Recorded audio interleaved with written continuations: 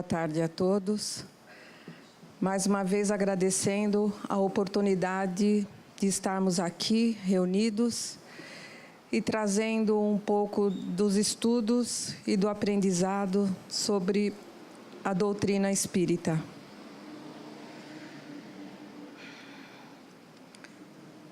E hoje o tema é o Espiritismo como filosofia. Em 3 de outubro de 1804, nasceu em uma família católica Denisard Hippolyte Léon Rivail.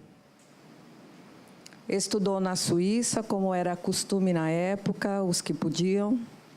Se tornou pedagogo, seguidor do célebre professor Pestalozzi, e foi um dos responsáveis pelas mudanças e pelo sistema de educação da França.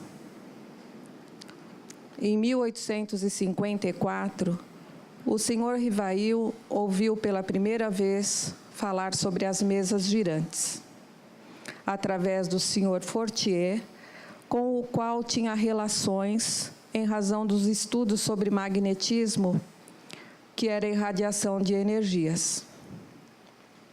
No início de 1855, o senhor Rivail encontrou um amigo de longa data, que não o via há bastante tempo, e que veio lhe falar sobre a intervenção dos espíritos e discorreu sobre o assunto, o que acontecia nas reuniões. Ele se surpreendeu com a conversa, mas ainda tinha muitas dúvidas. Mas alguns meses depois, ele foi convidado pelo senhor Fortier, o magnetizador, a ir assistir às experiências das mesas girantes. Então, ele foi pela primeira vez. A partir daí, começou seus estudos sérios sobre o espiritismo, mas sempre observando e analisando. Segundo ele, era uma revolução nas ideias e nas crenças. Era um fato que provava a existência de um mundo invisível, ambiente, e em cada espírito, cada um provava a sua existência de uma forma, em razão da sua posição social e dos seus conhecimentos, ele desvendava uma fase desse mundo. Então, cada espírito, de acordo com a sua evolução, é o que trazia para a reunião a mesma matéria, a mesma discussão, mas de forma diferente, porque cada um tem a sua evolução. O senhor Rivail, sempre com muitas dúvidas e tendo muitas obrigações pessoais a cumprir, ele quase desistiu dessa nova tarefa. O grupo já estudava esses fenômenos há uns 5 anos. Então, eles tinham diversos cadernos, 50 eles citam, para que eles registravam as ocorrências das reuniões. Então, eles pediram para o senhor Rivail que desse uma analisada nesses cadernos. E certa noite, ele estava numa reunião e seu espírito protetor se manifestou através de um dos médiuns, esclarecendo, entre outros fatos, que já o conhecia de outra existência e que ele chamava-se Allan Kardec. E prometia ajudá-lo nessa tarefa muito importante a que ele era chamado. Então, ele se propôs a resolver os problemas a que se interessava sob o ponto de vista da filosofia, da psicologia e da natureza do mundo invisível. A partir de 1856... esqueci. Falha técnica. A partir de 1856, ele passou a frequentar as reuniões espíritas e, tendo conhecimento com os diversos médiuns que participavam dessas reuniões, ele passou a pedir ajuda sobre certas questões que ele julgava mais melindrosas. Em 18 de abril de 1857, então foi lançado a primeira edição do Livro dos Espíritos, há exatos 160 anos nessa semana. E nesse livro continha os princípios da doutrina espírita sobre a imortalidade da alma, a natureza dos espíritos e suas relações com os homens, as leis morais, a vida presente, a vida futura e o futuro da humanidade, segundo os ensinamentos dados pelos espíritos superiores, com a ajuda de diversos médiuns. E pela primeira vez, o livro, então, Kardec assumiu o nome de Allan Kardec para diferenciá-lo dos livros que ele já tinha publicado no mundo científico. Kardec explicava que, à sua época, mais especificamente na cidade de Lyon, em Paris, existiam 3 tipos de adeptos do espiritismo. Os primeiros se limitavam a crer na realidade da manifestação e procurar as manifestações.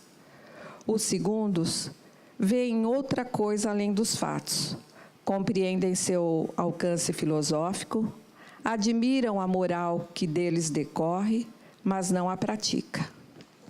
E os terceiros não se contentam de praticar a moral, praticam-na e aceitam as consequências, convencidos de que a existência terrestre é uma prova passageira. Esforçam-se por aproveitar esses instantes e empenham-se em fazer o bem e reprimir as más inclinações, e as suas convicções os afastam do pensamento do mal. A caridade é, em toda ocasião, a regra de sua conduta, e, segundo Kardec, esses são os verdadeiros espíritas. Parece que até hoje não mudou muito. Continuamos sendo assim mesmo. Em 1859, foi lançado o livro O que é o Espiritismo? É o livro na qual eu me baseei para trazer esses dados dessa palestra. Ele foi escrito em forma de diálogo.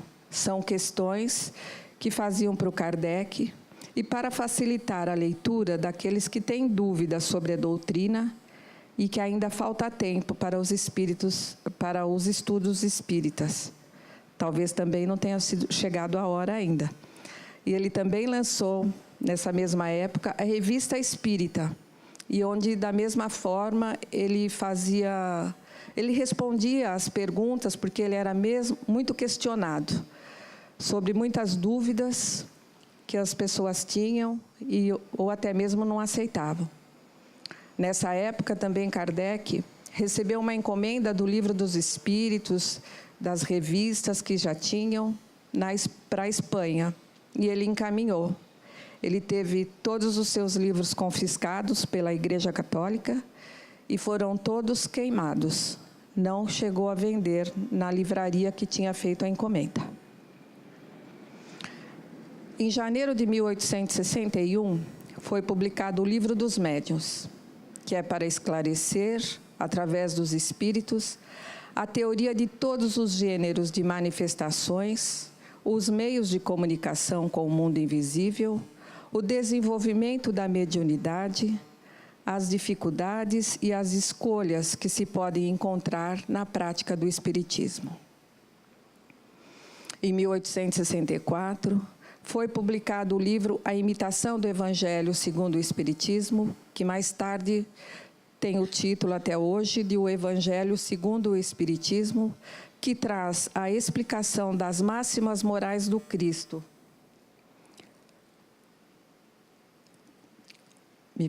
Sua aplicação, sua concordância com o Espiritismo e sua aplicação às diversas situações da vida. E em agosto de 1865, Allan Kardec publicou O Céu e o Inferno, ou A Justiça Divina segundo o Espiritismo, que trata da passagem da vida corporal à vida espiritual, das penalidades e recompensas futuras, dos anjos e demônios, das penas eternas e etc. Em janeiro de 1868, teve publicado A Gênese, que tem por objetivo os estudos dos milagres e as predições em suas relações com as novas leis que decorrem da observação dos fenômenos espíritas. Em 31 de março de 1869, aos 65 anos, Allan Kardec desencarna em decorrência da ruptura de um aneurisma. Seus amigos e sua esposa foram localizar, verificar todos os seus guardados. E, em 1890, foi publicado o livro Obras Póstumas, que foi manuscrito composto com especial cuidado por Allan Kardec, e que nenhum capítulo tinha sido publicado. Ele foi organizado e publicado pelos amigos desse nosso irmão. Fala-se que consta no livro, que é Espiritismo, que Allan Kardec já tinha recebido recomendações do seu mentor para que ele que ele já tinha pouco tempo de vida. Então, ele quis fazer o máximo que ele conseguiu para deixar para nós de informações. Então, o que é Espiritismo?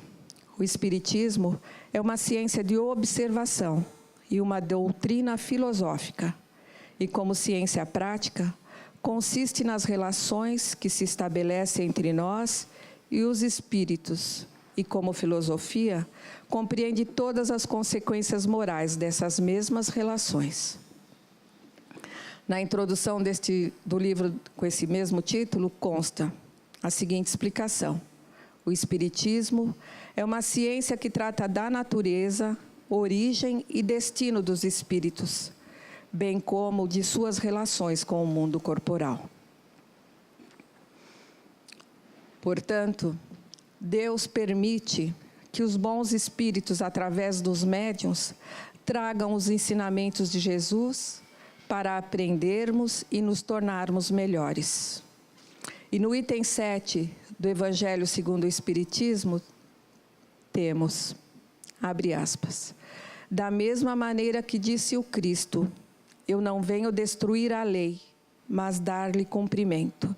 Também diz o Espiritismo, eu não venho destruir a lei cristã, mas dar-lhe cumprimento. Fecha aspas. Ele nada ensina contrário o ensinamento do Cristo, mas o desenvolve, completa e explica, em termos claros para todos, o que foi dito sobre forma alegórica. Ele vem cumprir, na época predita, o que o Cristo anunciou e preparar o cumprimento das coisas futuras. Ele é, portanto, obra do Cristo, que o preside, assim como preside ao que igualmente anunciou, a regeneração que se opera e que prepara o reino de Deus sobre a terra. Desta forma, para a nossa evolução, vamos procurar nos tornar pessoas melhores, amando o próximo como a nós mesmos, fazer a caridade indistintamente, na certeza que a nossa caminhada terá algumas pedras, às vezes muitas pedras, mas não vamos desanimar, porque sabemos que tudo faz parte desta vida para evoluir o nosso espírito. E cada vez que estamos aqui, passando pelas dificuldades, dentro do possível, procurarmos não se lastimar, seguir em frente, aceitar a situação que estamos passando, nós vamos evoluindo, ajudando o nosso espírito, para quando chegarmos na nossa verdadeira pátria, nós já termos completado mais um ciclo e consigamos caminhando sempre sobre a nossa evolução. Quando recebermos uma ligação na nossa casa, daquela pessoa que fica insistindo para que conversamos ou que consigamos comprar alguma coisa que eles estejam vendendo, vamos respirar fundo, aceitar, porque eles estão fazendo o trabalho deles neste momento. Agradeço a presença de todos e obrigada.